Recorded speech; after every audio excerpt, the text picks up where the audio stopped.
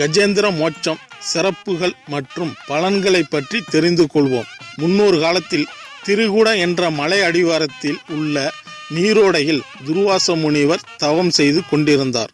அப்போது அங்கு வந்த ஒரு கந்தர்வன் அந்த நீரோடையில் கந்தர்வ பெண்களுடன் நீராடி விளையாடி கொண்டிருந்தான்.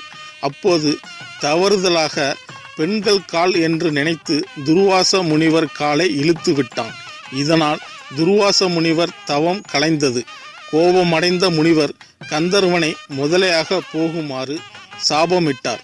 உடனே கந்தர்வன் தன் தவறை உணர்ந்து முனிவரிடம் மன்னிப்பு கேட்டு தனக்கு சாப விமோச்சனம் தரும்படி கேட்டான்.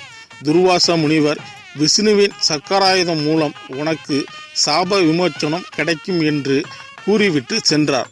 கந்தர்வன் முதலையாக மாறி நீர் தடாகத்தில் வாழ்ந்து வந்தான். இதே போல இந்திர தூய்மன் என்ற